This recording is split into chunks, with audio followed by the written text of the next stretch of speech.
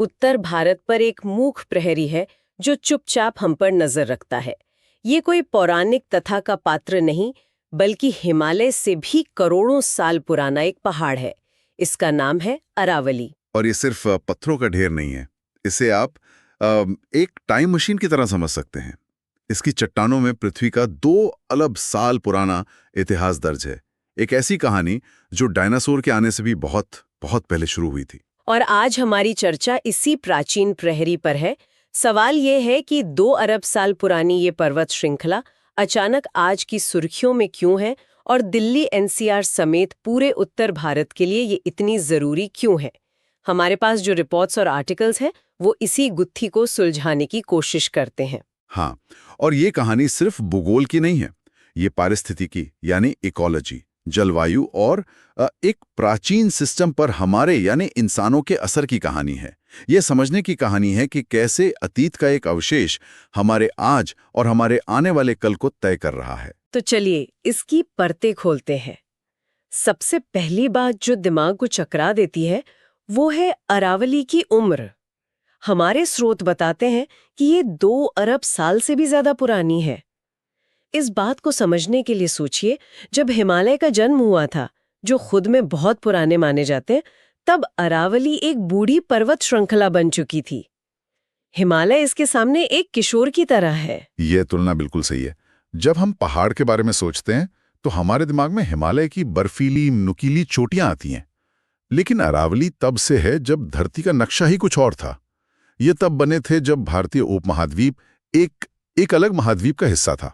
हमारे सूत्रों में यह बात साफ तौर पर बताई गई है कि ये कभी हिमालय की तरह ही विशाल और ऊंचे वलित पर्वत यानी फोल्ड माउंटेन्स हुआ करते थे। एक मिनट, वलित पर्वत, इसका मतलब क्या है? क्या ये किसी खास तरह के पहाड़ होते हैं? हाँ, इससे ऐसे समझिए जैसे दो विशाल टेक्टोनिक प्लेट्स यानी जमीन के दो बहुत बड़े टुकड़े लाखों सालों तक एक दूसरे से टकराते रहे। उस टक्कर से जमीन की परतें किसी कागज की तरह मुड़कर ऊपर उठ गईं। हिमालय आज भी इसी प्रक्रिया में है, इसीलिए वो बढ़ रहा है। अरावली ये प्रक्रिया अरबों साल पहले पूरी कर चुका है। आज जो हम देखते हैं वो अरबों साल की बारिश, हवा और धूप की मार झेलने के बाद बचा हुआ हिस्सा है। एक महान पर्वत श्रृंखला का घिसा हुआ लेकिन मजबूत दिल। मतलब हम एक तरह से एक प्राचीन पर्वत के कंकाल को देख रहे हैं। ये बात ही अपने आप में कितनी अद्भुत है। और इसी बात को आगे बढ़ाते हुए ये सिर्फ एक कंकाल नहीं है, बल्कि ये भारतीय शील्ड का एक अहम हिस्सा है। भारतीय शील्ड धरती की सबसे पुरानी और स्थिर जमीनी संरचनाओं में से एक है। इसकी चट्टानों में पृथ्वी के शुरुआती दिनों के राज दबे हैं।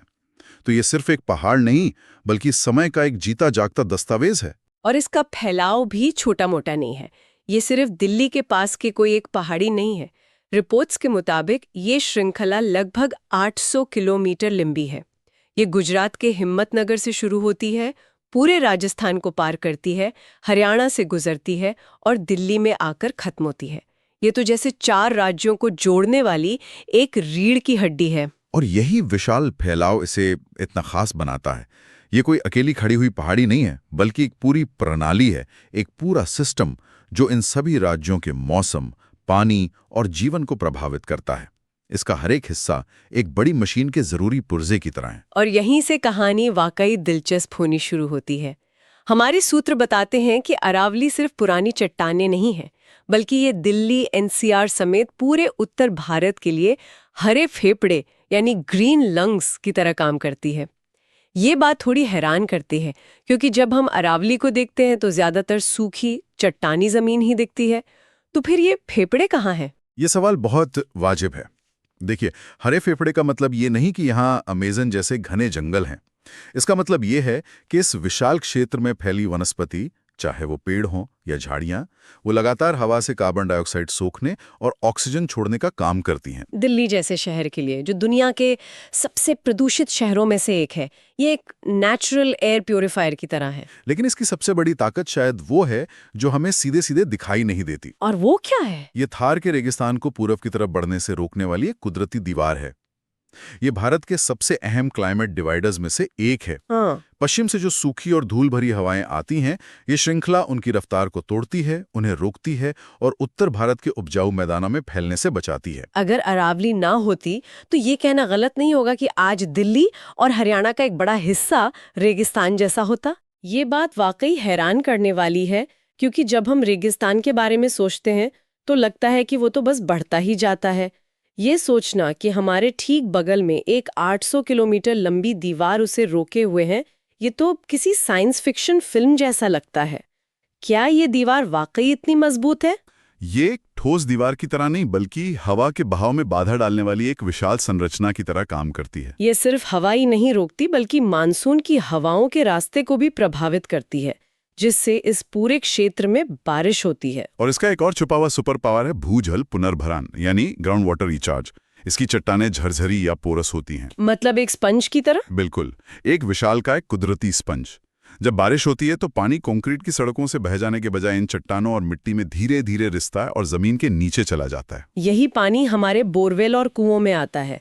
इस सूखे इलाके में जहाँ नदियां कम है, अरावली हमारे अंडरग्राउंड वाटर टैंक को भरने का काम करती है। और स्रोतों में इसकी जैव विविधता का भी जिक्र है, यानी यहाँ रहने वाले जीव जंतुओं का।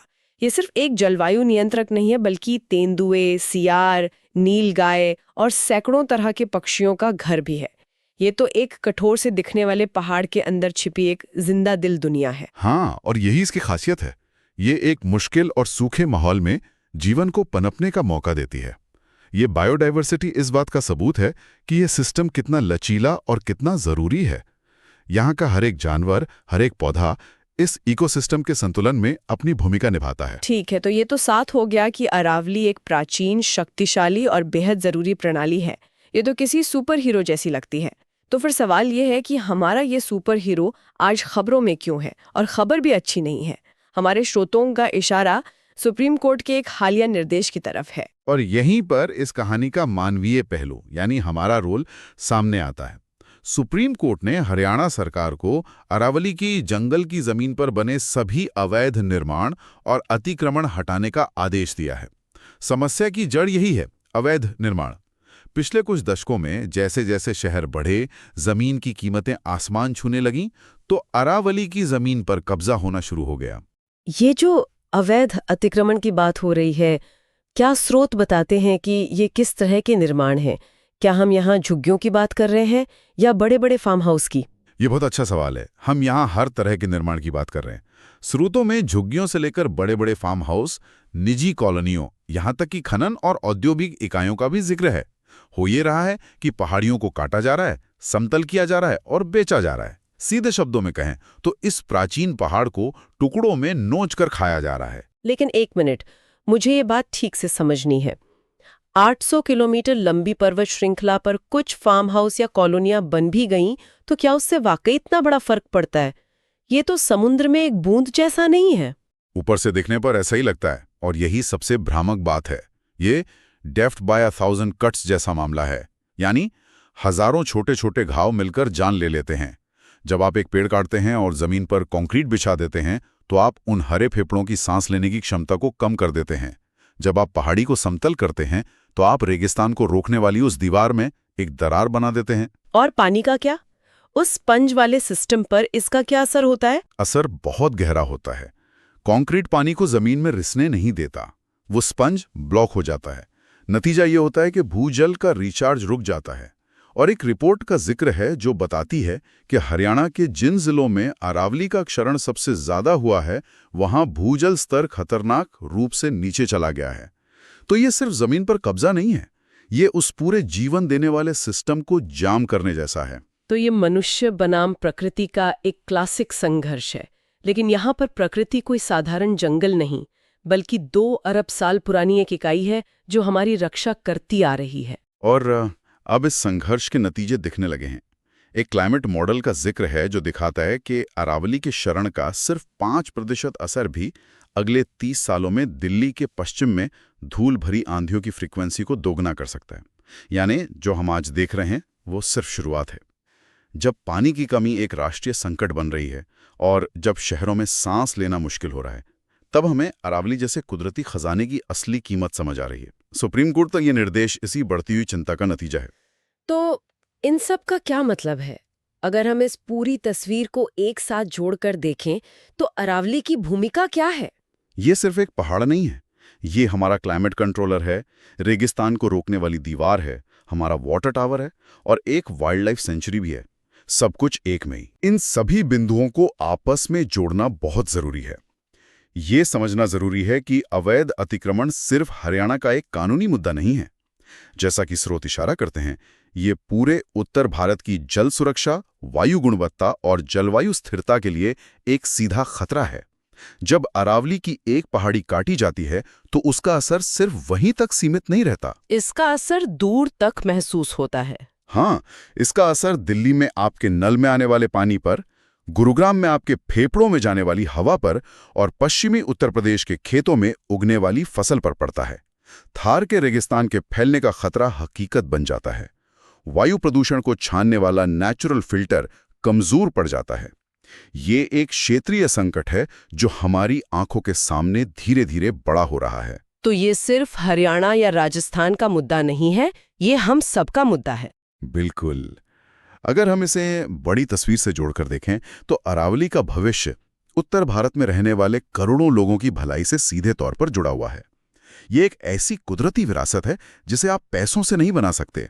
इसे बनने में 2 अरब साल लगे हैं। इसे कुछ दशकों में नष्ट करने का मतलब है कि हम अपनी ही जीवन रेखा को काट रहे हैं। आज की चर्चा को संक्षेप में देखें तो हमने अरावली की प्राचीन भूवैज्ञानिक उत्पत्ति से लेकर उसके आधुनिक संकट तक की यात्रा की। हमने समझा कि यह सिर्फ एक पर्वत श्रृंखला नहीं, बल्कि उत्तर भारत के लिए एक जीवन रक्षक प्रणाली है, एक अनसंग हीरो है। और सबसे मुख्य बात यह है कि अरावली सिर्फ एक भौगोलिक विशेषता नहीं, बल्कि एक महत्वपूर्ण जीवन समर्थन प्रणाली है, जिसे हम लंबे समय से नजरअंदाज करते आ रहे हैं। ये हमें सुरक्षा देती है, पानी देती है और सांस लेने के लिए स्वच्छ हवा में मदद करती है। अब सवाल यह है कि हम इसके बदले में इसकी रक्षा के लिए क्या कर रहे हैं। और यह हमें आज के अंतिम विचार पर लाता है। देखिए, सुप्रीम कोर्ट का अवैध निर्माण हटाने का आदेश एक बहुत जरूरी और सकारात्मक कदम है, लेकिन ये मुझे सोचने पे मजबूर करता है कि क्या 2 अरब साल पुराने एक इकोसिस्टम को एक बार तोड़ने के बाद सच में पुनर्स्थापित किया जा सकता है? क्या आप एक पहाड़ को दोबारा बना सकते हैं? या जो नुकसान हो चुका है वो हमेशा के लिए हो चुका है? और उस चीज की रक्षा करने का असल में क्या मतलब है, जो हजारों लाखों सालों से हमारी रक्षा करती आ रही है?